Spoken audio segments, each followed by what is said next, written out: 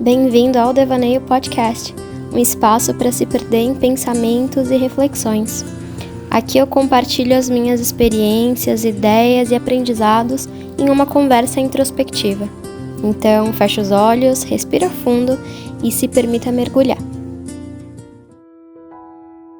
Hoje eu quero compartilhar com você uma experiência que muitos de nós já passaram ou ainda passarão em algum momento da vida, sinto muito te dizer isso, que é a rejeição. Eu acredito que a rejeição seja uma das experiências mais desafiadoras pelas quais a gente pode passar. Mesmo pra mim, que sou uma pessoa muito tranquila em relação a isso, por exemplo, em trabalho, ou então em ambiente estudantil, em relação a receber críticas, por exemplo, eu sou uma pessoa muito tranquila, eu não vou ficar com raiva de você por você estar me criticando em alguma coisa que eu não tô fazendo tão bem. Eu vou tentar utilizar aquilo justamente pra melhorar. Tipo, ok, tá ruim? Tá, mas o que especificamente tá ruim? Então eu tenho que melhorar nisso. Mesmo eu sendo muito de boa com isso, eu até gosto que as pessoas me deem feedbacks justamente pra eu poder melhorar. A rejeição tem uma coisinha ali, né? Ela toca a gente profundamente, ela fere o nosso ego e faz questionar o nosso valor e capacidades. Eu me encontrei imersa num turbilhão de pensamentos, me questionando, mesmo sabendo que eu me dediquei e entreguei o melhor em tudo que eu fiz, em uma situação de rejeição. Mas nesses momentos, todas as nossas inseguranças vêm à tona e uma avalanche de pensamentos negativos nos invade. É normal. É natural a gente se perguntar, o que eu fiz de errado? Eu sou tão ruim assim? Por que eu não sou boa o suficiente? E esses questionamentos nos colocam num ciclo de autocrítica e autodesvalorização grotesco, onde parece que o mundo inteiro tá contra nós. Porque é difícil não se deixar levar pelas incertezas que a rejeição traz consigo. Eu me pego relembrando cada detalhe, buscando falhas invisíveis aos olhos dos outros, mas gritantes aos meus. É como se a sombra da autocrítica me envolvesse, me deixando vulnerável à insegurança. E eu já sou uma pessoa insegura, né? Então, já vi que o estrago é feio. Contudo, no meio dessa tempestade de emoções, eu tento me agarrar em uma verdade reconfortante. E, de novo, é óbvio que é muito simples eu chegar aqui e falar pra você: no meio dessa tempestade de emoções, eu me agarro numa verdade que me ajuda muito. Mas no momento não é assim. Essa situação de rejeição aconteceu ontem, e aí eu fiquei triste, eu chorei, e era uma coisa que não era grande assim, mas é a forma como eu lido, por isso que eu preciso do meu tempo pra realizar as coisas, sabe? Realizar no sentido de perceber, na verdade. Porque eu percebi aquilo, enfim, entendi aquele momento de rejeição, e aí fiquei triste, senti o que tinha que sentir, e aí depois, o que me ajuda muito a escrever. Escrevendo, eu entendi melhor os meus sentimentos e consegui organizar eles melhor para poder vir e escrever esse roteiro para conversar com você sobre isso, sabe? Consegui organizar as ideias na minha cabeça, porque no primeiro momento eu tava só impulsiva, eu tremia, eu chorava, eu tava triste, eu não tava triste com a pessoa ou com as pessoas envolvidas, eu tava triste pela situação, sabe? Por isso de, meu Deus, fui rejeitada, sabe? E realmente isso, e eu me peguei nesse ciclo de pensamentos negativos e foram questões reais. Eu não tô colocando só no roteiro por colocar de eu sou ruim, será que tem algo de errado comigo? Foram perguntas que eu me fiz. Então eu acho importante falar isso, que não se sinta mal também pensando de, meu Deus, como ela é bem resolvida e eu tô aqui chorando simplesmente porque me tiraram do grupo do trabalho de ciências. Não, sabe? Porque enfim, a gente é rejeição e a gente é humano, a gente pode ter sentimentos, a gente tem esse direito, a gente só não pode deixar aquilo dominar a gente pra vida toda, né? E é uma coisa que eu tenho dificuldade de não deixar os sentimentos me dominarem.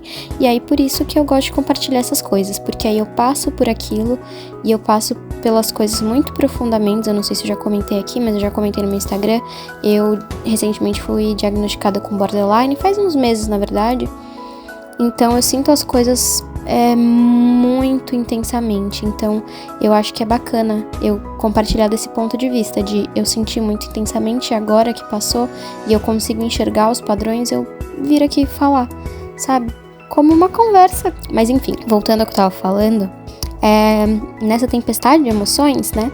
Eu tento me agarrar nessa verdade que eu falei pra vocês e que é reconfortante, que é: todas as experiências, boas ou ruins, têm algo a nos ensinar. É importante lembrar que a gente é ser humano, que a rejeição faz parte da vida, como eu já citei, e aprendizados muitas vezes são extraídos das dificuldades, não só das vitórias, sabe? A rejeição é dura, mas todo mundo passa por isso em algum momento. A dor também é real e é válida, sabe? Você não precisa também ficar diminuindo sua dor do tipo: ai, mas é uma coisa pequena, eu não tenho que estar sentindo dor. Você é humano, cara. Fica triste aí, sente sua dor, mas a gente depois pode enxergar a rejeição como ponto de partida para uma oportunidade de crescimento pessoal e aprendizado significativo. Então, nesse momento de rejeição específico, por exemplo, eu percebi esses padrões de comportamento que eu citei e que acontecem quando eu tenho uma crise, né? O que é muito bom. Não eu ter uma crise, mas eu perceber os padrões de comportamento. Então, por exemplo, eu sou uma pessoa impulsiva e eu fico muito impulsiva nesses momentos de crise e eu fico triste e aí eu me sinto muito sozinha, então eu quero mandar mensagem para as pessoas para me sentir menos sozinha. E aí muitas vezes principalmente se a pessoa não estiver online, nesses momentos principalmente, eu fico trucidando a pessoa de mensagem. Não nem na esperança que ela responda, mas realmente com esse intuito de não me sentir sozinha. Porque pra mim, enquanto eu estiver digitando, é como se eu estivesse conversando com ela, vendo a fotinha dela ali no aplicativo de mensagens. Então, o que eu tenho que procurar fazer? E aí, de novo, impulsividade, mandar muita mensagem, o que pode dar? Pode dar muito problema de comunicação. Não só em relação à mensagem, né? Só da impulsividade eu posso falar alguma coisa que eu não quero dizer de verdade por eu estar com raiva, por eu estar triste. E eu vejo uma situação, nesses momentos eu vejo a situação muito maior do que realmente é. Então, o que eu faço agora? Agora que eu já vi esse comportamento, eu escrevo no bloco de notas tudo que eu tô sentindo do jeito que eu tô sentindo, sabe? Sem me podar. Tô triste, tô com raiva, tô isso, tô aquilo. Porque, como eu disse, muitas vezes não é raiva da pessoa, é impulsividade ou então raiva da situação. Então, se eu estiver xingando a pessoa naquele momento, eu vou colocar, sabe? Vou xingar ali. Porque depois eu vou reler e vou falar: cara, não é isso que eu acho dessa pessoa. Eu não acho ela idiota. Mas naquele momento eu escrevi aquilo porque eu tava muito impulsiva. E mesmo quando eu estou com raiva dessa pessoa, eu não acho ela idiota, mas naquele momento era o que eu tava extraindo da minha mente. Então, atualmente, escrevo no bloco de notas, mando mensagem pros meus amigos, ou enfim, pra uma pessoa próxima, pra poder conversar, porque isso também ajuda muito. E aí, se a pessoa estiver online, aí eu mando mensagem, a gente conversa e tudo.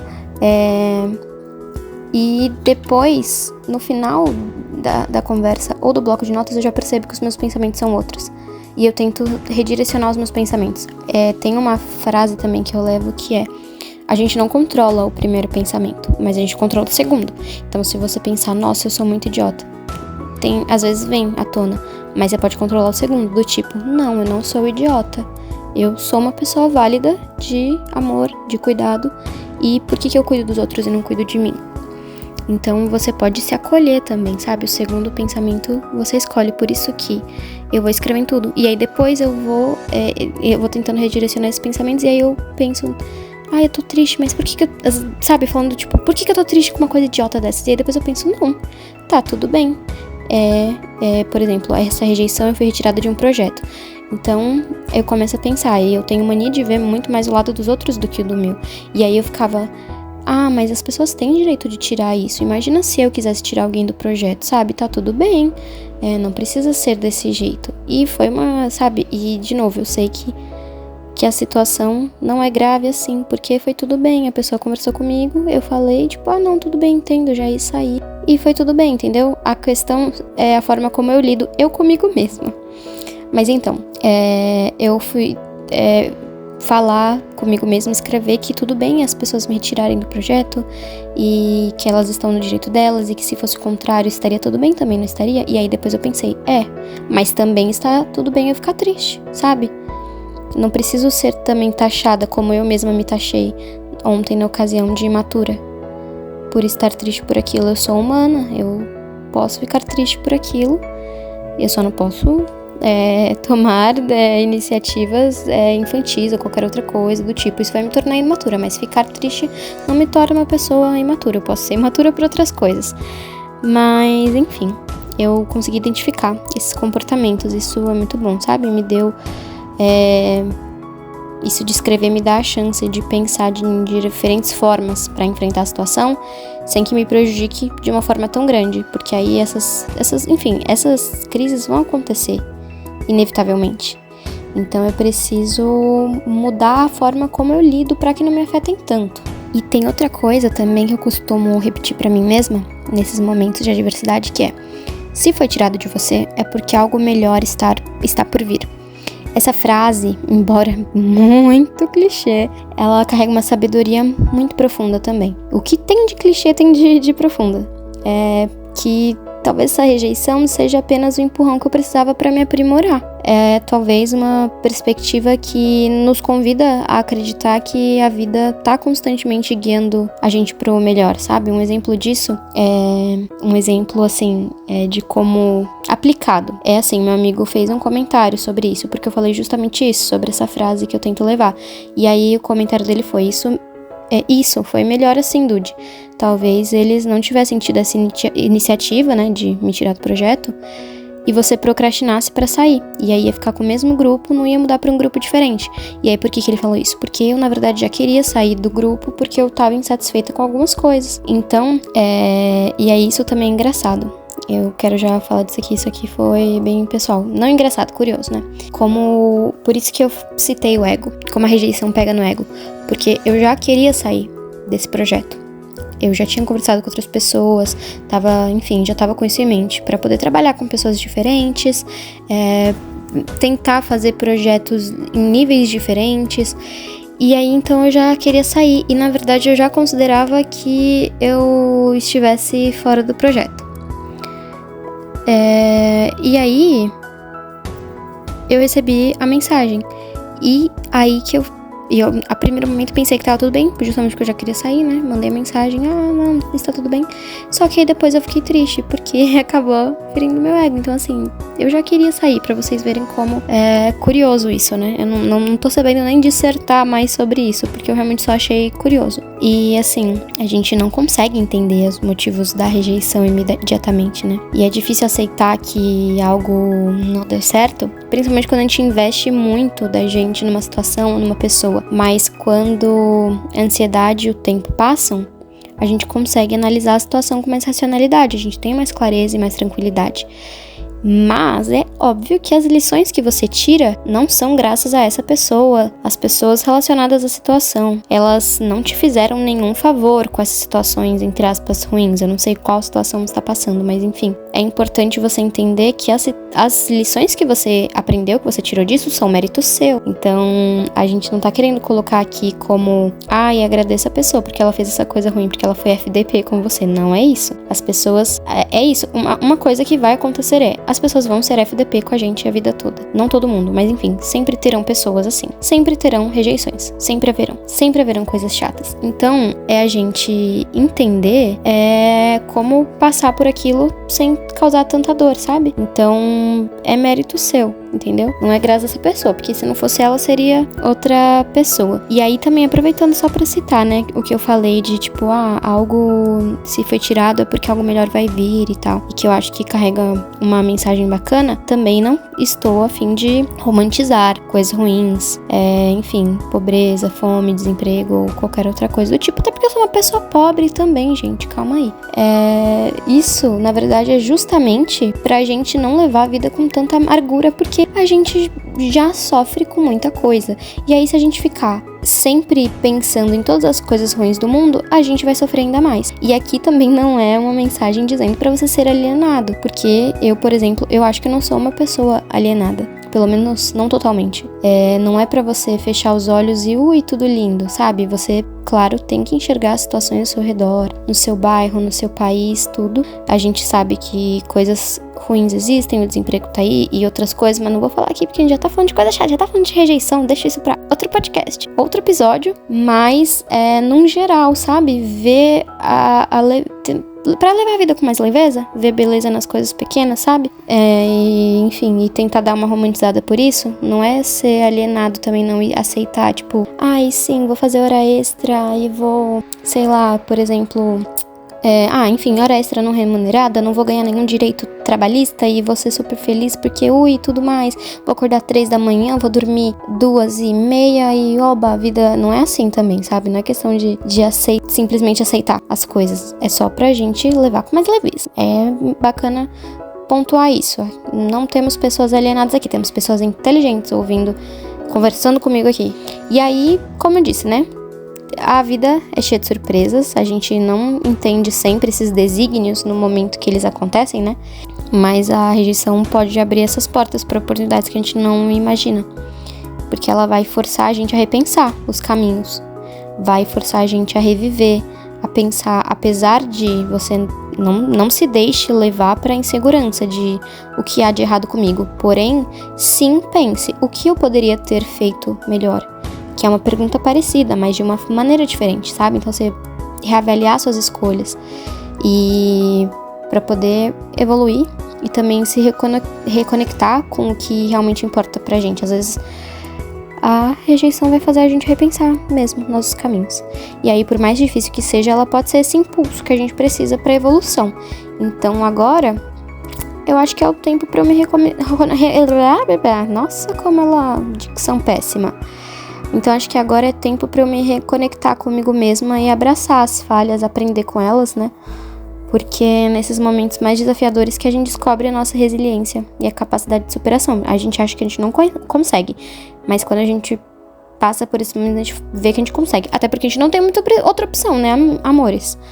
Ninguém aqui vai te arrastar pra cima. Então, a opção é enfrentar, sabe? É viver. E aí eu quero aproveitar, e aí se você tiver coragem, se você quiser deixar nos comentários, mas você não precisa, claro, falar aqui o que eu acho, que eu descobri que eu preciso, já que eu falei, né, sobre reconectar, abraçar as falhas e aprender, o que eu acho que eu preciso evoluir.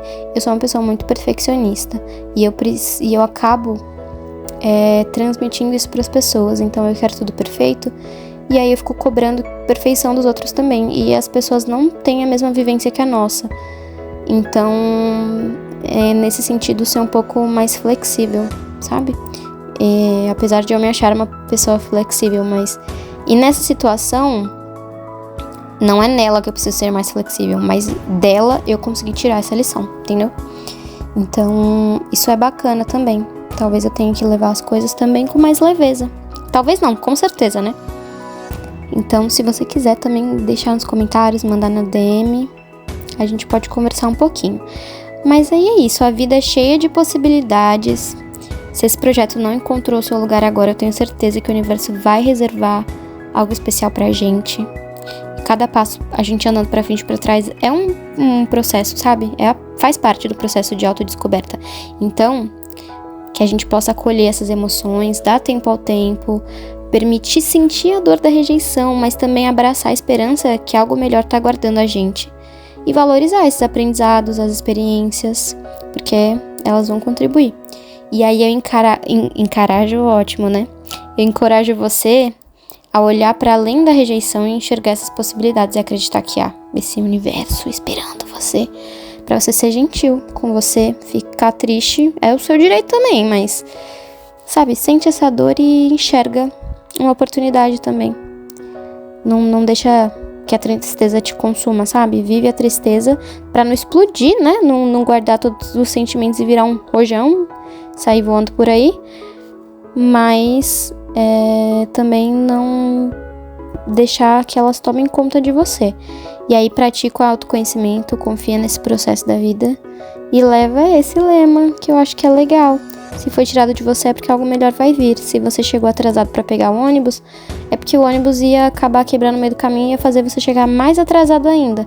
Aí veio o outro ônibus de trás que você pegou. E você chegou atrasado? Chegou. Mas chegou 9h30, você não tinha que ter entrado 9.